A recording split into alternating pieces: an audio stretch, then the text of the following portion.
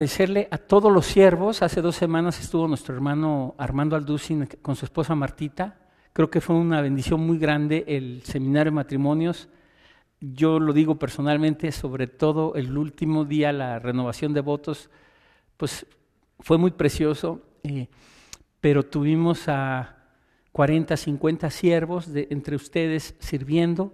Muchísimas gracias a todos por ese esfuerzo, por ese corazón. Los veía yo con su rostro alegre, sirviendo, con la camiseta puesta. Con la camiseta puesta, ¿verdad? Pues es nuestra iglesia. ¿Quién no presume su iglesia y su pastor, verdad? Entonces, gracias a todos por servir y por ayudarnos en todo esto. También le doy gracias a mi hermano Dani Mejía, porque con esa edad tan joven que él tiene y con tan poco tiempo en el Evangelio, es un hermano que Dios ha usado para levantarlo en el ministerio de misiones, y él estuvo a cargo de la palabra de Dios. Lo vimos mi esposa y yo a través del Facebook en la predicación. Muchas gracias, Dani, y yo creo que fue de mucha bendición también para todos ustedes. Bueno, retomando, ahora sí, vamos a comenzar, y le damos gracias a toda la gente que nos sigue por las redes sociales, que es algo maravilloso en este tiempo, porque mucha gente puede salir bendecida. Retomando el libro del profeta Jonás, la historia de un profeta que desobedeció a Dios y que pagó cara las consecuencias, ¿verdad? Pero todo lo que le pasó al profeta Jonás, Dios lo usó y lo preparó para una tarea de evangelismo y avivamiento como nunca se ha registrado en la historia. El tema del día de hoy es avivamiento espiritual. Avivamiento espiritual, y quiero comenzar por explicarles a ustedes. Si ustedes ven nuestro boletín, usted va a ver que tenemos valores o distintivos, y son 3 principalmente, y usted debe de conocerlos. Es una Biblia abierta, una rodilla doblada y una mano extendida. Esto es lo que nos distingue a nosotros. Y bueno, la rodilla doblada significa mucho, oración, significa dependencia de Dios. La mano extendida, todos ustedes lo han experimentado. Aquí estamos para restaurar la vida de las gentes, ayudarlos a sanar, edificar la vida de las personas, amarlos, levantarlos, extenderles una mano. Y básicamente la Biblia abierta, pues es todo, ¿no? La sana doctrina cristocéntrica. Pero aquí es muy importante que nosotros entendamos que esto es la autoridad máxima en todo asunto de nuestras vidas, la palabra de Dios, ¿verdad? Sin ella no podríamos hacer nada. Y quiero comenzar como introducción a este tema del avivamiento, volver a hacer una explicación que hemos hecho antes. Hace muchos años estuve en las cataratas del Niágara, y aunque ustedes no lo crean, hay un tiempo donde ponen una cuerda, y hay equilibristas que cruzan parte de las cataratas del Niágara y llevan ellos no sé el término, una vara, y van así, pero esa vara los mantiene en equilibrio. Y si se hace mucho para aquel lado, pues se van para aquel lado o del otro lado. Entonces ellos mantienen el equilibrio. Una de las características de nuestra iglesia es el balance, es el equilibrio en todas las cosas, y sobre todo en asuntos doctrinales. ¿Por qué les digo esto? Porque es fácil caer en extremos. En relación al tema de hoy, el avivamiento, hay extremos. Hemos hablado de esto en muchas ocasiones. Algunos rechazan el avivamiento, están en un extremo, ¿verdad? Otros, en su entusiasmo, van más allá de las enseñanzas bíblicas. Los 2 extremos no son bíblicos y son peligrosos, ¿verdad? Entonces, nosotros tenemos que tener balance, y es lo que vamos a tratar de hacer hoy. Tengo una introducción muy importante para explicar qué es el avivamiento, y después nos vamos a meter de lleno en Jonás 3, versos del 1 al 8, ¿verdad? Y hoy se usa esta palabra avivamiento de una manera equivocada. ¿Sí? Muchas personas creen que el avivamiento es donde hay una gran cantidad de personas en una iglesia, está llena la iglesia, pero no encuentras centralidad de la palabra, no hay un mensaje cristocéntrico, no hay confrontación de pecado, no hay temor reverente a Dios, no hay arrepentimiento, y sin estas cosas, eso no se puede llamar avivamiento. Déjenme decirles que hace muchos años, antes de esos 10 años que aquí llevamos y que comenzamos, antes de que fuéramos Vida Nueva para Denver, Dios en su andar conmigo me bendijo con unos hermanos pentecostales muy hermosos, americanos, dentro del pentecostalismo, que estás hablando de un rango muy, muy, muy amplio. Hay hermanos pentecostales dentro del pentecostalismo. Como hermanos pentecostales americanos, yo los consideraba de lo más balanceado que yo conozco. Entonces, tuve la oportunidad de estar en Oklahoma, en los headquarters o en las oficinas centrales. Se llama The International Pentecostal Holiness Church. Es la iglesia internacional de santidad pentecostal. Y pude acceder a los archivos, tienen archivos ellos de la historia del movimiento pentecostal moderno. Esto comenzó entre 1896 y 1909 con 2 personas, William Seymour y Charles Parham. Y ustedes lo pueden fácilmente encontrar como Azusa Street, así se llama, Azusa Street. Ahí comenzó el movimiento pentecostal moderno. Antes de eso no existía. Este movimiento pentecostal moderno es el de más crecimiento. El otro día me hicieron la pregunta en el estudio bíblico, ¿por qué teniendo un cúmulo de herejías, la mayoría de los pentecostales, por qué han crecido tanto? Pues ahí está la respuesta, porque la gente lo que está buscando pues es muchas expresiones de éxtasis y de emociones y todas estas cosas.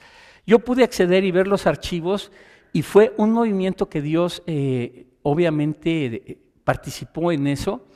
Y cómo comienza este movimiento pentecostal, y les digo que ellos comenzaron con algunas enseñanzas muy sanas, la justificación por la fe, sí, la santidad, la santificación como obra concreta de la gracia y del Espíritu Santo, pero tenían ahí 2 situaciones muy difíciles que tienen que ver con el tema de hoy. El bautismo del Espíritu Santo que estuvimos hablando ahorita en el estudio, ellos lo consideran una experiencia posterior a la conversión, y tiene que tener una evidencia que ellos llaman el hablar en lenguas. O sea, entre el movimiento pentecostal ellos dicen que si tú no hablas en lenguas, tú no tienes al Espíritu Santo y por ende no eres creyente. Y esto no hay manera de sostenerlo bíblicamente, ahorita lo vimos en el estudio. Entonces ellos se fundaron en esto del poder del Espíritu Santo con la evidencia de hablar en lenguas y en la sanidad divina.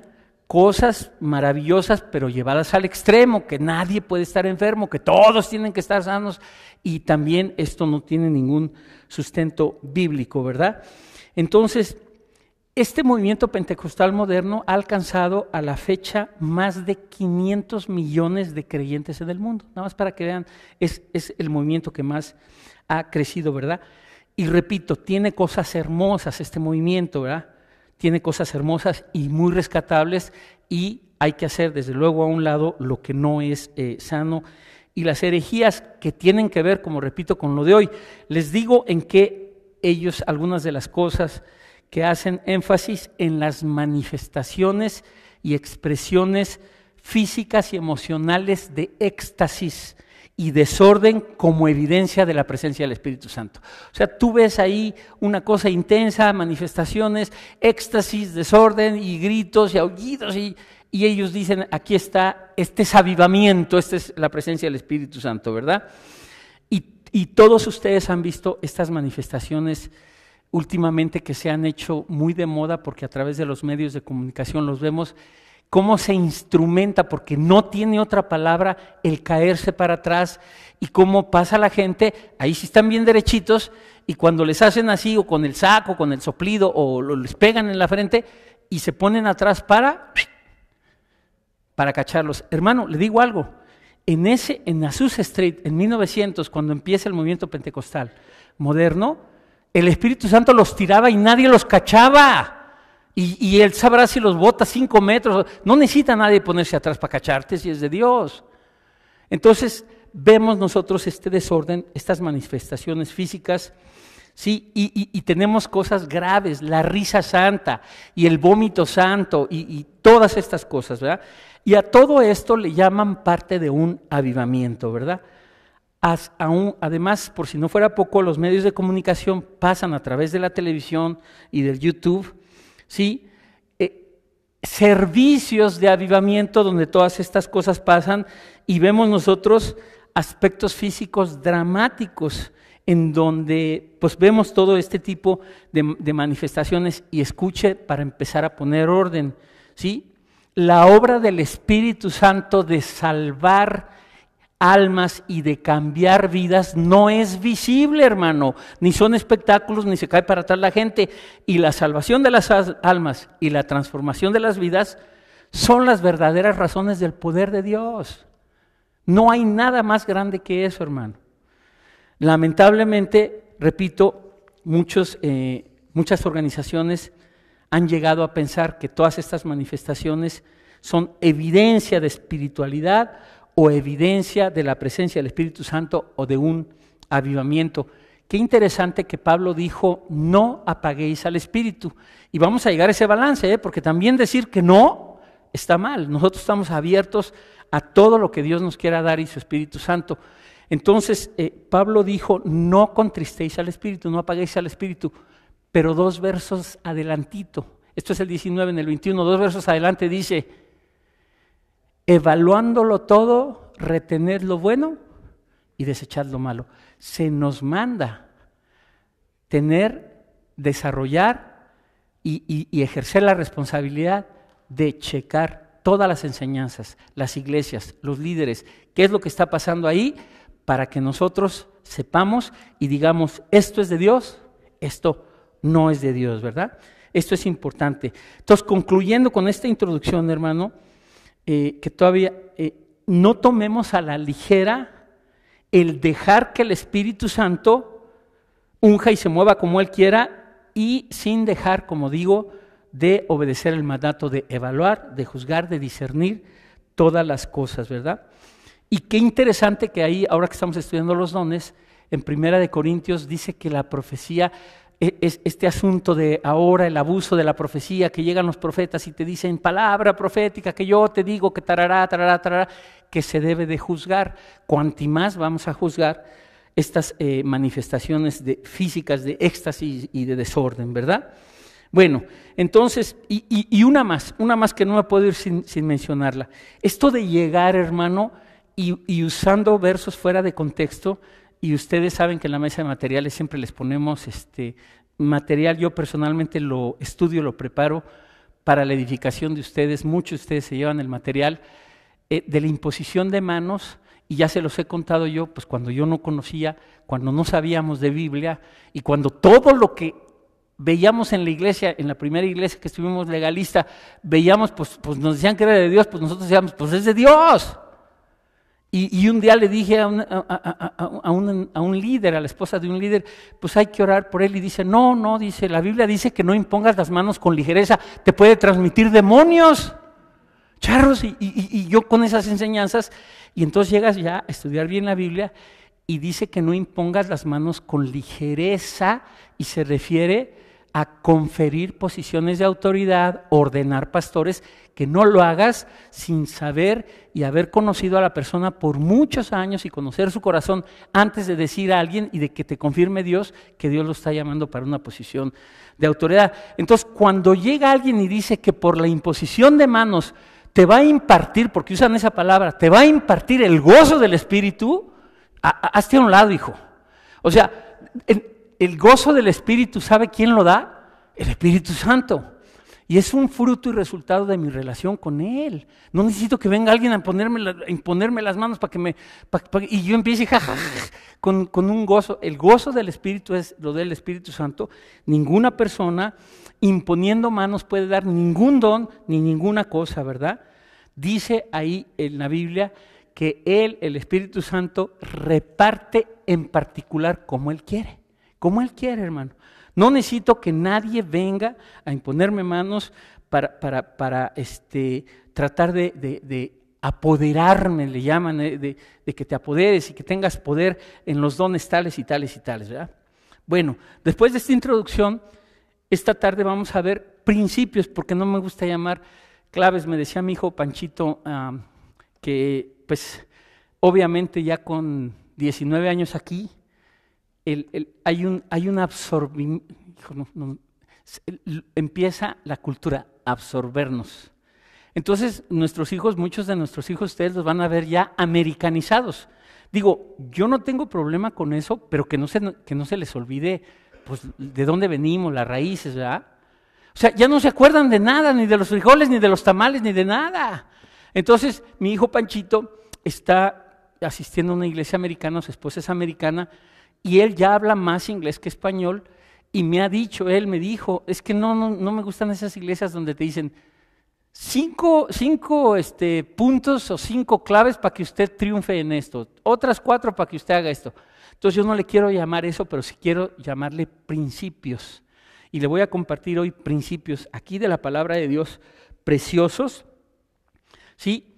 Acerca del verdadero avivamiento bíblico, el cual en este pasaje tuvo lugar, Dios usando a Jonás en una ciudad llamada Nínive, mensaje que él, repito, se negó a predicar, ¿verdad?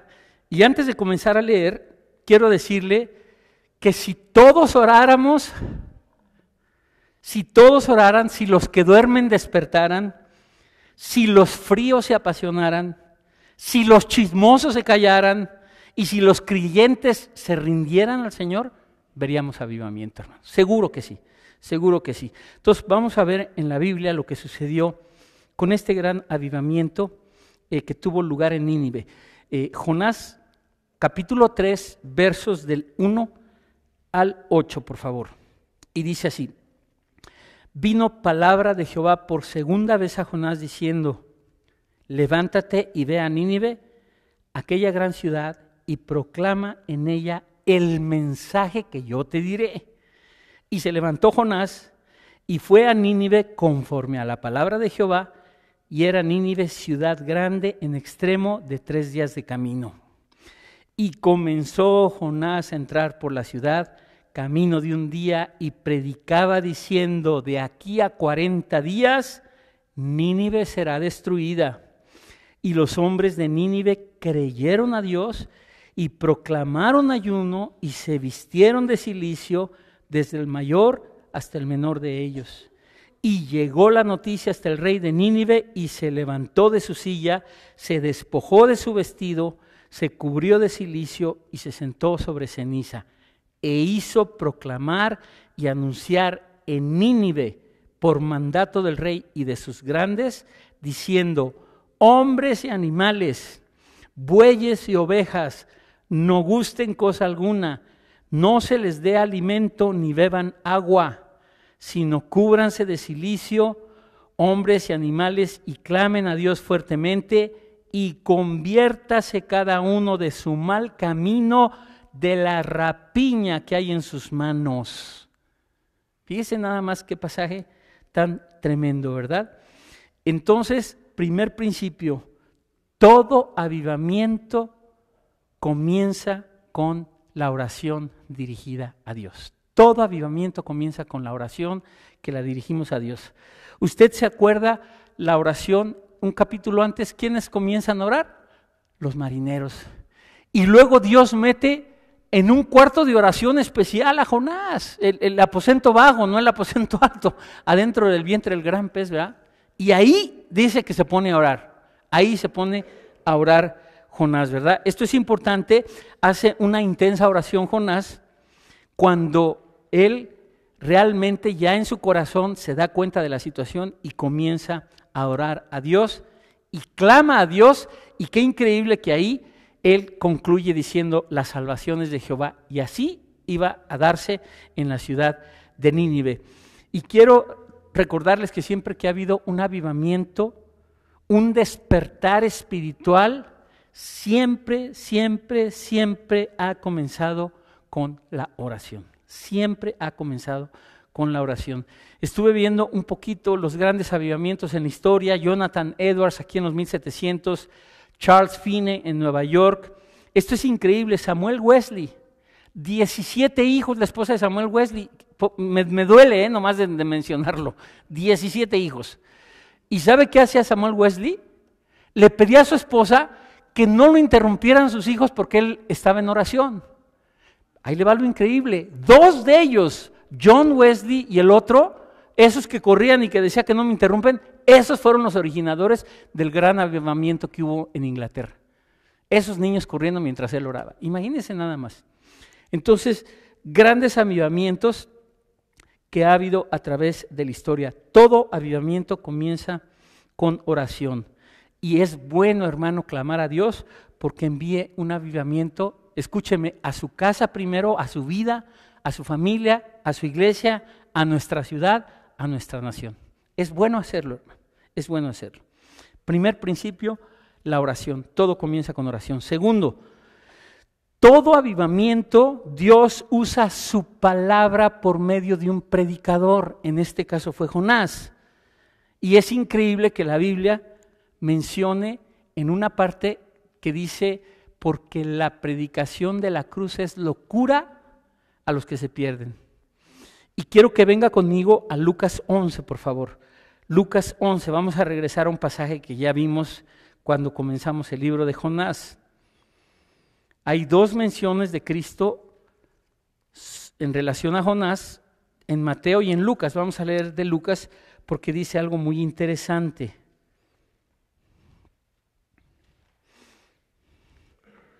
En el contexto de que le pedían al Señor, fíjese, ya desde ese tiempo, le pedían señales. Los fariseos, los escribas le decían, queremos ver señales. A ver, haz que los árboles vuelen y hagan como trompo y se claven otra vez y sí creo en ti. Así le decían, queremos ver señales, Señor. Y miren lo que les contesta Jesús en ese contexto. Dice, esta generación, verso 29, es mala. Demanda señal, pero señal no le será dada, sino... Y ahí viene qué señal les iba a dar el Señor. La señal de Jonás. Porque así como Jonás, fíjese lo que dice la Biblia, fue señal a los ninivitas, también lo será el Hijo del Hombre esta generación. Obviamente la señal de Cristo fue la resurrección, que estuvo 3 días y 3 noches en el centro de la tierra y resucitó. Pero aquí dice Jesús que Jonás fue una señal a los ninivitas. ¿Cómo que fue una señal a los ninivitas? ¿Cómo está esto? Ahí le va. Estuvo dentro de uno de los compartimentos, ya lo vimos, de un gran pez, Jonás, y ha habido casos, 2 y 3 casos. Uno estuvo en un museo en Inglaterra que le llamaban el Jonás moderno, y después de haber estado ahí y sobrevivido, dicen la mayoría de los comentaristas que Jonás se quedó calvo y su piel amarillenta cuando los judíos eran morenos y llenos de pelo. Entonces cuando en Nínive entra un pelón y amarillo y todo descolorido por lo que le pasó en el gran pez y comienza él a predicar el mensaje de la palabra de Dios, dice que la gente es así, como abejas para escucharlo y para oírlo.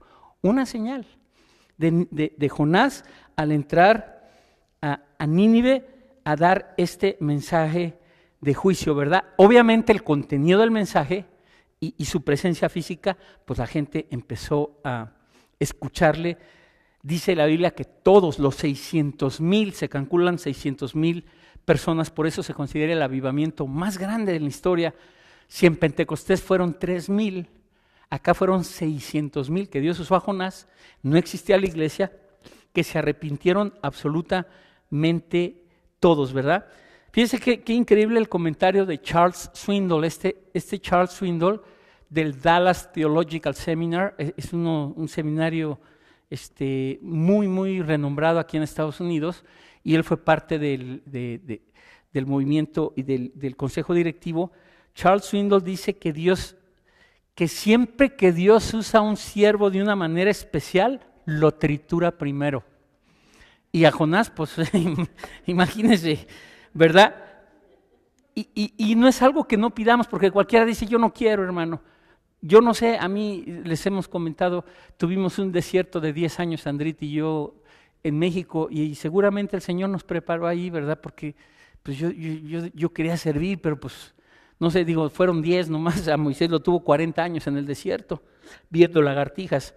Entonces, la oración primero un principio fundamental del avivamiento. Segundo, siempre usa Dios a un predicador especial, en un tiempo. Él escoge y Él es el que dice quién, ¿verdad?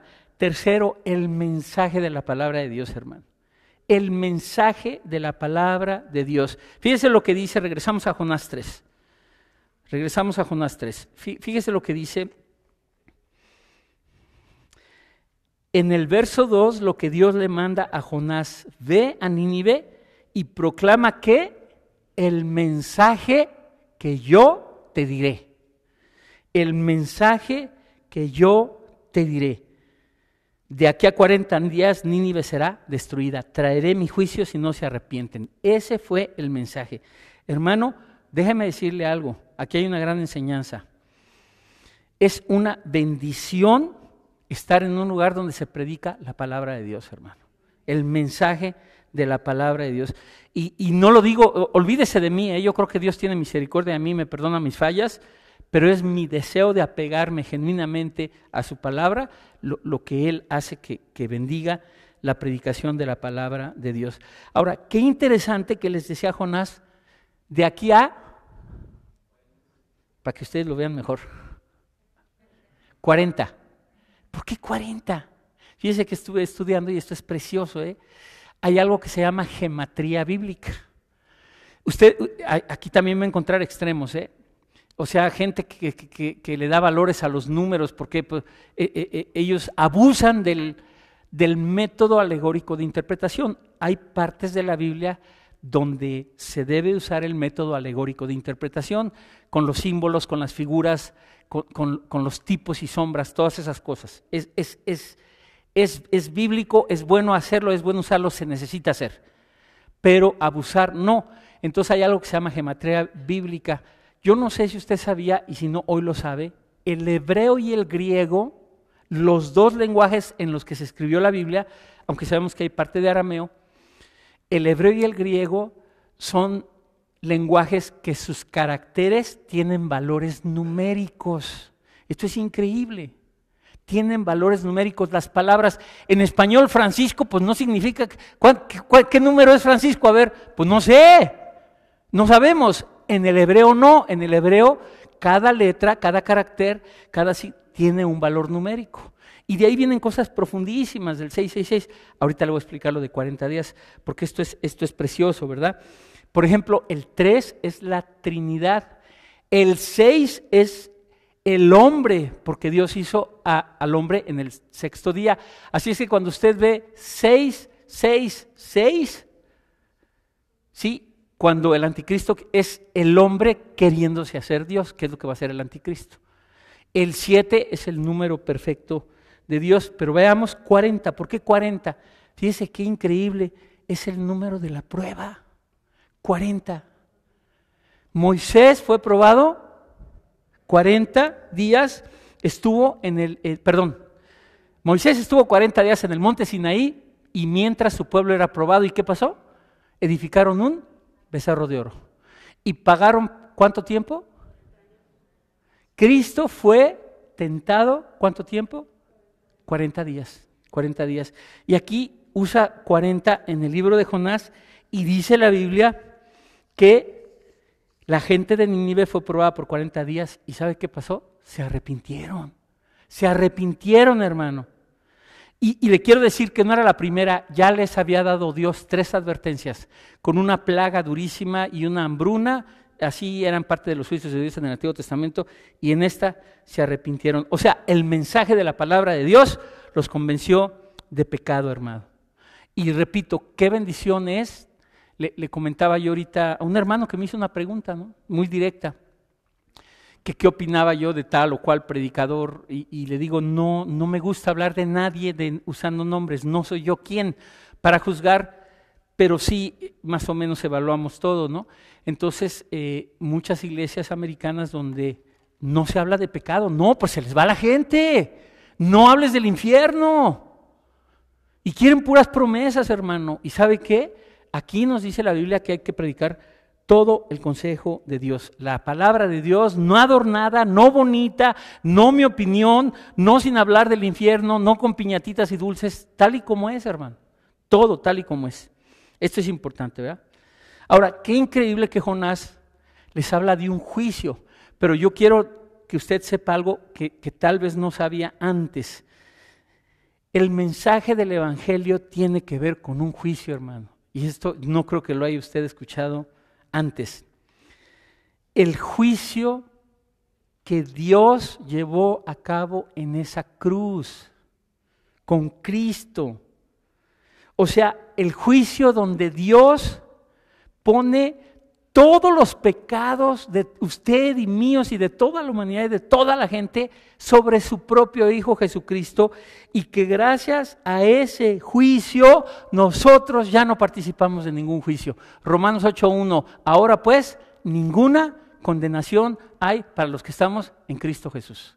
Ya no tenemos que pasar por ningún juicio. O sea, tú eres declarado, hermano, para que me entiendas, si has ido aquí a corte y sabes lo que es un juez, tú has sido declarado inocente en el tribunal cósmico del universo. Inocente, no tienes que pasar por ningún juicio.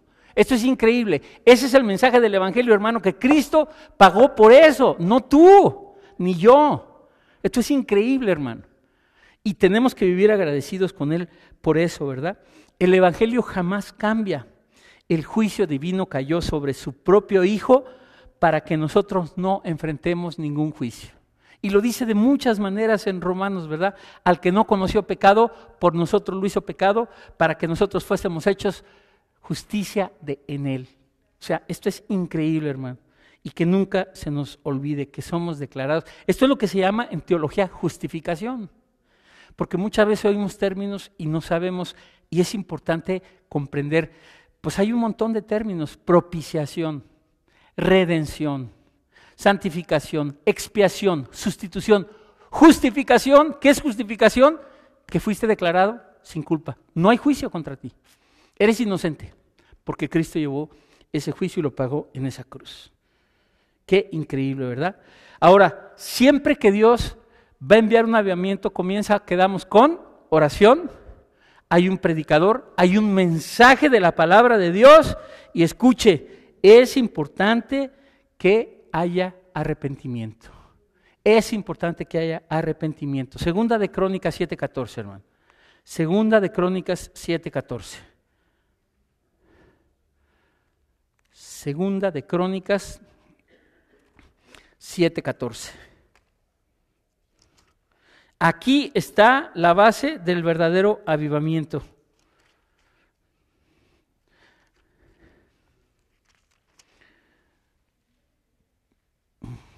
Si se humillare mi pueblo sobre el cual mi nombre es invocado, y oraren y buscaren mi rostro, y se convirtieren de sus malos caminos, entonces yo oiré desde los cielos y perdonaré sus pecados y sanaré su tierra.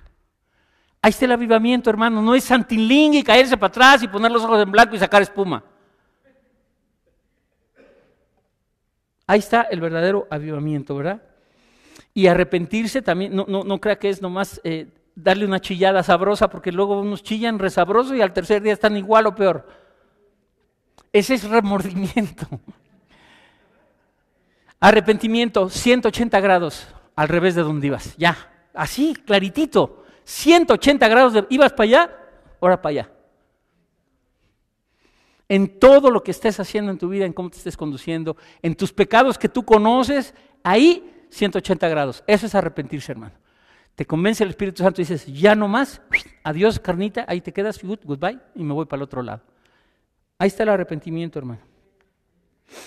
180 grados en relación a lo que hacía, a cómo vivía, a cómo me conducía. Ahora, qué increíble que Dios escoge el lugar. Y ahorita vamos a ver qué vamos a hacer al final. Nínive, ¿sabe qué era Nínive? La ciudad más malvada de su tiempo. Otra vez, Jonás 3:8. Mire lo que dice el rey diciendo, cúbranse de silicio hombres y animales y clamen a Dios fuertemente y conviértase cada uno de su mal camino. Fíjense cómo lo describe la Biblia, de la rapiña que hay en sus manos. Era una ciudad de rapiña, Nínive.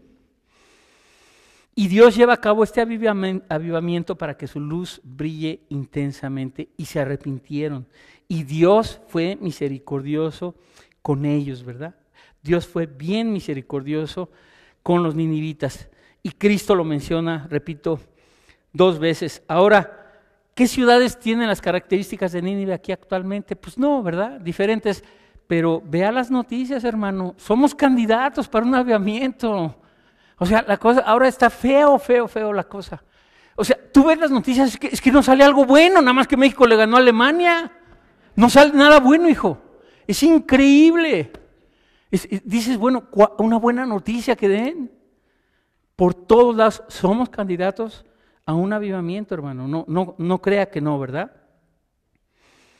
Entonces, cuando pasa Jonás, la gente escucha y se arrepiente, ¿verdad? Y a lo mejor Dios está tratando de llamar nuestra atención también, hermano. Y le digo algo, como nunca los Estados Unidos de Norteamérica, esta nación preciosa que amamos todos y que Dios nos trajo para bendecirnos, como nunca necesitan un avivamiento, como nunca. Porque cada vez se han alejado cada vez más y más de la palabra de Dios. Esto tiene una historia, comenzó en los 50, 60. Aquí en todas las escuelas públicas se leía la Biblia, hermano. En todas las escuelas públicas se decía el pledge to God y to the flag y todas estas cosas. En todas se oraba y empezaron a sacarla de las escuelas. Y empezaron a aceptar los abortos. Y empezaron, ahora ya en toda la nación, usted ya sabe, ya el diseño de Dios del matrimonio ya se destruyó.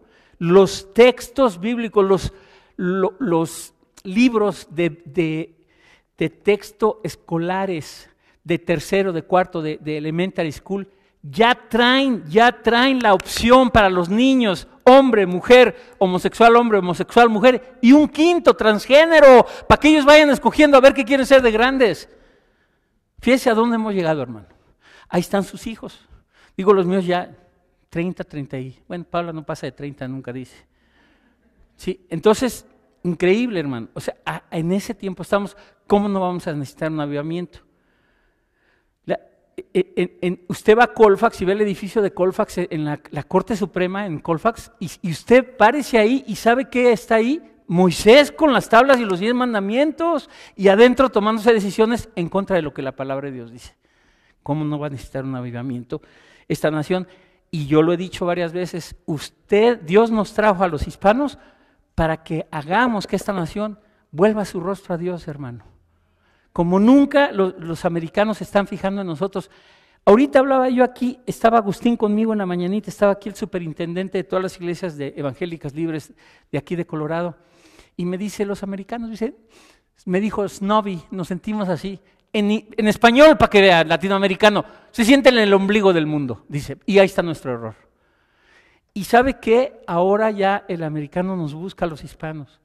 Y Dios nos está usando para que ellos regresen, vuelvan su rostro a Dios, hermano. Por eso es importante el domingo que estar con ellos, abrazarlos, hermano. El americano es muy independiente. Hace años Sandrita tenía un childcare y nos habla, Tamara, una señora, pues estaba dando a luz y nos habla, desesperada. Estaba nevando grueso y nos dice, ya voy a dar a luz. Y su esposo estaba de viaje. Nos fuimos de volada en la camioneta. Y llego yo y lo primero que le pregunto, ¿y por qué no le dijiste aquí al vecino de junto? O sea, al de junto. ¿Cuántos años tienes de vivir aquí? 15. Dice, no los conozco, no les hablo. No, o sea, no se hablan. Y el hispano ya se hizo cuate de todos. Y nosotros, ellos añoran lo que nosotros tenemos, ese calor humano. Ahí se pone afuera la Becky y otra viejita que ya se la llevó Dios a su presencia maravillosa. Y se ríen cuando ustedes vienen llegando y dice, nos encanta ver a tu gente cómo llega, con qué alegría llega a la iglesia, cómo se arreglan para venir a la iglesia. Increíble. Ellos añoran cosas de nosotros, hermano. Nos añoran, así quieren tener ese calor humano que ellos por años pues no tuvieron, ¿verdad? Entonces tenemos esa oportunidad. Y regresando al mundo, de veras da miedo el mundo que le vamos a dejar a nuestros hijos y nietos, ¿verdad? Vamos a leer el Salmo 85, hermano. Esto es un salmo precioso. No es una fórmula, no hay fórmulas en la Biblia, pero se lo doy como un patrón para pedir avivamiento. Mire, Salmo 85. 8:5, Salmo 85.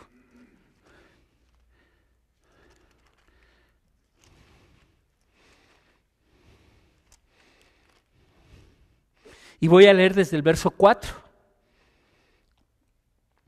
Restáuranos, oh Dios de nuestra salvación, y haz cesar tu ira sobre nosotros. ¿Estarás enojado contra nosotros para siempre? ¿Extenderás tu ira de generación en generación? ¿No volverás a darnos vida para que tu pueblo se regocije en ti? Muéstranos, oh Jehová, tu misericordia y danos tu salvación. Escucharé lo que hablará Jehová Dios, porque hablará paz a su pueblo y a sus santos, para que no se vuelvan a la locura. Ciertamente cercana está su salvación a los que le temen, para que habite la gloria en nuestra tierra. La misericordia y la verdad se encontraron, la justicia y la paz se besaron, la verdad brotará de la tierra y la justicia mirará desde los cielos. Jehová dará también el bien y nuestra tierra dará su fruto. La justicia irá delante de él y sus pasos nos pondrá por camino. Amén y amén. Si le pedimos a Dios que queremos arrepentirnos, hermano, Él puede comenzar un avivamiento. Había un hermano y dijo, ¿cómo comienza un avivamiento? Y un predicador le dijo, ¿tiene dónde orar en su casa? Sí. ¿En dónde? Ahí comience. Pídale a Dios. Ahí donde usted se pone, haga un círculo, no lo vaya a hacer, si quiere hágalo, ¿verdad? Haga un círculo y dígale, Señor, trae un avivamiento aquí. O sea, empieza por usted. Empiece a orar por usted, por su esposa, por sus hijos, por su casa, avivamiento, porque todos quieren ir a la iglesia para ver el avivamiento que llegó. Empiézale tú. Empieza con tu casa, empieza con tus hijos, empieza ahí a orar por ti, que Dios traiga avivamiento, y todo lo hacemos y Dios va a traer avivamiento, hermano. Y jefe, qué tremendo, ¿verdad? Qué tremendo. Padre Celestial, te damos gracias, Señor. Gracias, te pedimos perdón, Señor, por enfriarnos, Señor, por alejarnos de ti en tantas ocasiones, y tú te mantienes fiel, Señor. Y no nos falta nada, Señor. Todos los días amanecemos con el aliento que tú sostienes, Señor. Tenemos que comer, tenemos que vestir, Señor, las necesidades básicas, hasta más de lo que necesitamos.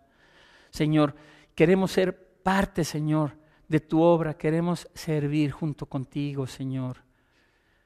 Queremos pedirte por un avivamiento, comenzando por nosotros, por nuestra familia, por mí, Señor, mi casa, mi familia, para que yo pueda ser parte de ese avivamiento en mi iglesia, Señor, en mi ciudad, en mi nación, Señor.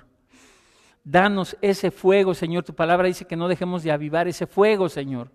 Danos esa pasión, Señor. Queremos servirte, queremos estar avivados, que significa volver a vivir de nuevo otra vez, Señor. Te pedimos por ese avivamiento, te pedimos perdón, Señor, por habernos enfriado y por alejarnos de ti en muchas ocasiones, Señor. Gracias porque el camino de regreso a ti es el arrepentimiento, Señor. Te damos gracias, Señor. Bendito seas en el nombre de Jesús, Señor. Amén.